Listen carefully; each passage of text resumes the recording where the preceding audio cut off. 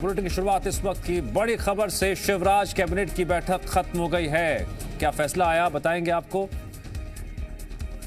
जानने के लिए बने रहिए हमारे साथ। कई अहम प्रस्तावों पर इस बैठक पर लगी मुहर। इस वक्त की बड़ी खबर, शिवराज कैबिनेट की बैठक खत्म हो गई है।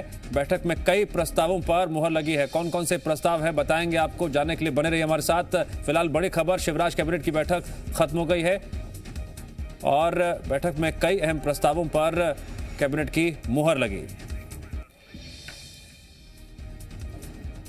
शिवराज कैबिनेट का घरेलू हिंसा पीड़ितों के लिए बड़ा फैसला।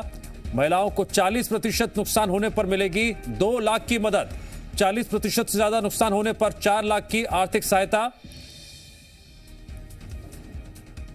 घरेलू हिंसा पीड़ितों के लिए शिवराज कैबिनेट का यह है बड़ा फैसला। इस वक्त की बड़ी खबर, महिलाओं को 40% नुकसान होने पर मिलेगी 2 लाख की मदद।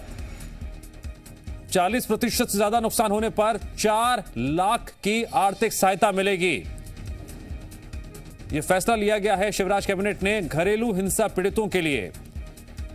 महिलाओं को अगर 40% नुकसान होगा तो उस पर कितनी आर्थिक सहायता, और 40% से ज्यादा होने पर 4 लाख आर्थिक सहायता। दरअसल घरेलू हिंसा पीड़ितों के लिए शिवराज कैबिनेट ने यह फैसला लिया है। इसके साथ ही और भी कई प्रस्तावों पर मुहर लगी है।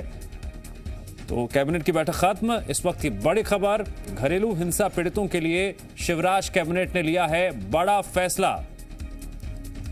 साथ ही साथ शराब की नई दुकानें एमपी में नहीं खुलेंगी, इस प्रस्ताव पर भी लगी मुहर कैबिनेट की बैठक में।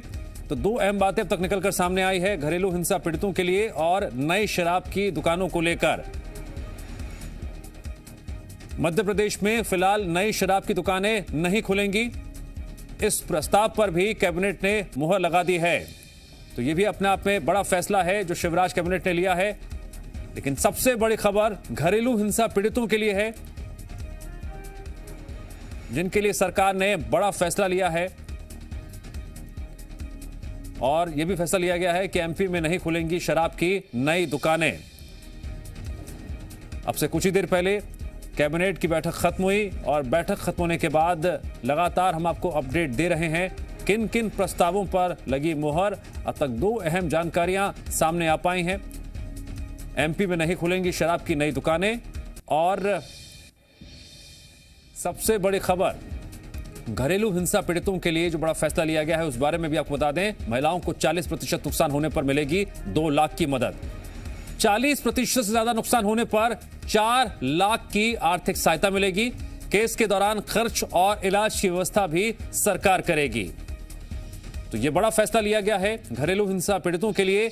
और शराब की दुकानों को लेकर भी अहम फैसला लिया गया है। मध्य प्रदेश में फिलहाल नई शराब की दुकानें नहीं खुलेंगी। जी मीडिया संवाददाता आकाश जुड़ गया हमारे साथ इस खबर पर और अधिक जानकारी के लिए। आकाश, बैठक खत्म हो गई है, क्या अपडेट? दिव्यांश, 3 महत्वपूर्ण फैसले शिवराज कैबिनेट की बैठक में लिया गया है। सबसे अहम फैसला महिलाओं के लिए लिया गया है।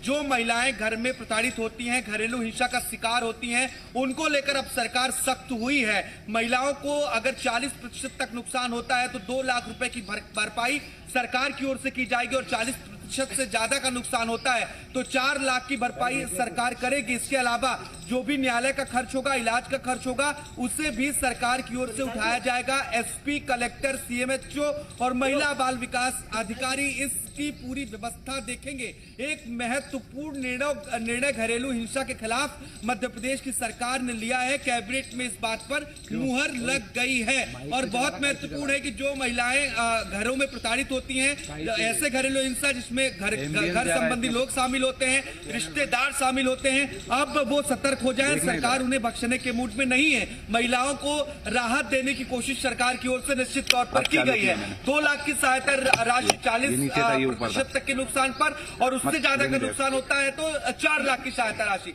एक अहम निर्णय लिया गया है। दूसरा, आबकारी नीति के तहत एक निर्णय और लिया गया है कि नई शराब की दुकानें मध्य प्रदेश में नहीं खोली जाएंगी। यह निर्णय इसलिए महत्वपूर्ण हो जाता है कि बीते दिन उमा भारती ने चेतावनी दी थी कि शराब बंदी की ओर सरकार को रुख करना चाहिए। लिए और मध्य प्रदेश में शराबबंदी नहीं होती है तो वो सड़कों पर उतरेंगी। हालांकि वो सड़क पर नहीं उतर पाई, लेकिन सरकार ने अहम निर्णय लिया है, नई दुकानें नहीं खोली जाएंगी।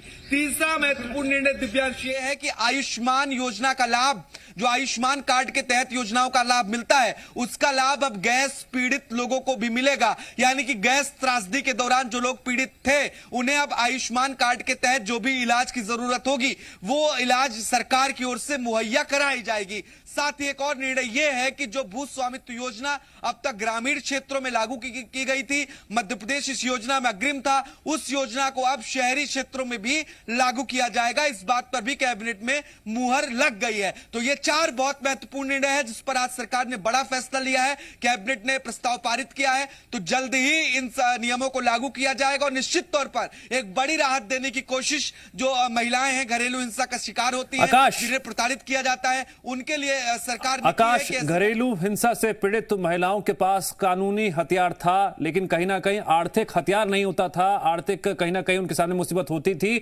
ये एक सशक्त कदम है सरकार का, जिससे कहीं ना कहीं उन सभी महिलाओं को एक नई दिशा मिलेगी, मजबूती मिलेगी। बिल्कुल, देखिए, महिलाएं लड़ सकें, खुद के ऊपर जो अत्याचार हो रहा है उसके लिए सरकार ने कोशिश की है। ऐसे में उन्हें सरवाइव करना कभी कभी मुश्किल हो जाता है, तो सरकार सहायता राशि के माध्यम से इसमें मदद करने जा रही है। और बहुत अहम निर्णय है ये मध्य प्रदेश की कैबिनेट का जो आज लिया गया है दिव्यांश।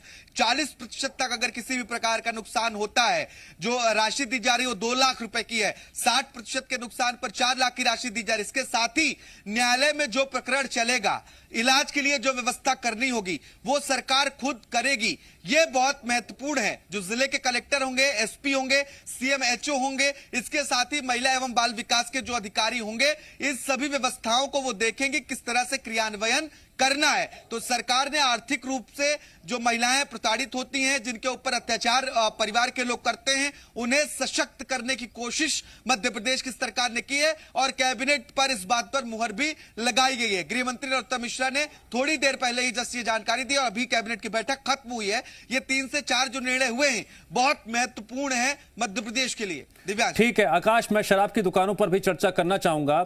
मध्य प्रदेश में नई शराब की दुकानें नहीं खुलेंगी, क्या इस प्रस्ताव पर मुहर लगने के साथ ही कोई टाइम फ्रेम सेट किया गया है या फिर अनिश्चितकाल के लिए फैसला लिया गया है? देखिए, फिलहाल कोई टाइम फ्रेम सेट करने की जानकारी दिव्यांश सामने नहीं आई है, लेकिन बीते दिन ये चर्चा थी कि सरकार उन दुकानों को, जो बड़ी दुकानें, उन्हें छोटे छोटे रूप में करके जगह जगह पर खोलने की तैयारी कर रही है। लेकिन अब कैबिनेट के बाद जब ये फैसला आया है तो स्पष्ट हो चुका है कि नई शराब की दुकानें मध्य प्रदेश में नहीं खुलेंगी। हालांकि कुछ और फैसले शराब को लेकर कैबिनेट में लिए गए हैं, लेकिन फिलहाल स्पष्ट जानकारी दिव्यांश अब तक की यही है कि नई शराब की दुकानें खोलने के लिए सरकार तैयार नहीं हुई है और इस बात पर सहमति बनी है जिसमें कैबिनेट में फैसला लिया गया है। आकाश, 3 बड़े फैसलों की आपने बात की थी, हम तीसरे फैसले की बात कर लेते हैं। आयुष्मान कार्ड से जुड़ा जो फैसला है, जरा विस्तार से बताइए और डिटेल्स क्या मिल पाई है आपको? जिस तरह से प्रस्ताव पर मुहर लगी है, क्या नया आधार जुड़ा है आयुष्मान कार्ड के इस्तेमाल को लेकर? देखिए, आयुष्मान कार्ड को बनाने को लेकर मध्य प्रदेश हमेशा से ही अव्वल रहा है और इस कार्ड के जरिए हेल्थ सेक्टर में जो बीमारी से पीड़ित लोग हैं उन्हें इलाज मुहैया कराती है सरकार और एक राशि तय की गई है, उस राशि तक मुफ्त इलाज मुहैया कराई जाती है मध्य प्रदेश में। इसमें कोरोना महामारी को भी शामिल किया गया है, इसके साथ ही कई और अन्य बीमारियों को शामिल किया गया है। कई अस्पतालों के साथ सरकार ने अनुबंध स्थापित किया है जहां पर आयुष्मान कार्ड के जरिए मुफ्त इलाज उपलब्ध कराया जाता है। अब इस कार्ड में एक नई कड़ी को जोड़ दिया गया है। जो गैस त्रासदी मध्य प्रदेश में हुई थी, यानी कि भोपाल में जो गैस त्रासदी दशकों पहले हुई थी, उससे जो पीड़ित लोग हैं अब वो लोग भी आयुष्मान कार्ड का लाभ उठा सकेंगे। यानी कि जो गैस पीड़ित लोग हैं, जिनके परिवार में अभी भी वो दंश है गैस त्रासदी का, जो अभी भी उससे पीड़ित हैं, अलग अलग तरीके से विक्षिप्त हैं और परेशान हैं, उन लोगों को आयुष्मान कार्ड के जरिए मुफ्त में इलाज मुहैया कराया जाएगा जिन अस्पतालों में अनुबंध होगा। तो एक बड़ा फैसला गैस राहत पीड़ितों के लिए भी लिया गया है, क्योंकि गैस पीड़ित हैं, लगातार वो समय समय पर सरकार से तमाम बातों को लेकर मांग करते रहते हैं। ऐसे में उनके लिए अस्पताल तो अलग से निर्धारित किया गया है, लेकिन एक और राहत देने की कोशिश की है आयुष्मान कार्ड योजना के तहत। आकाश, जब भी कोई नए फैसला लिया जाता है उस फैसले की कड़ियां कितनी सुगम है या फिर कितनी मुश्किल भरी है, यह भी देखना अहम हो जाता है। मैं बात कर रहा हूं घरेलू हिंसा से पीड़ित महिलाओं की। हमने देखा है कई ऐसी फर्जी शिकायतें भी होती हैं, फर्जी मामले भी होते हैं जिसको लेकर ये आरोप लगते रहे हैं कि किसी कानून का दुरुपयोग ना हो।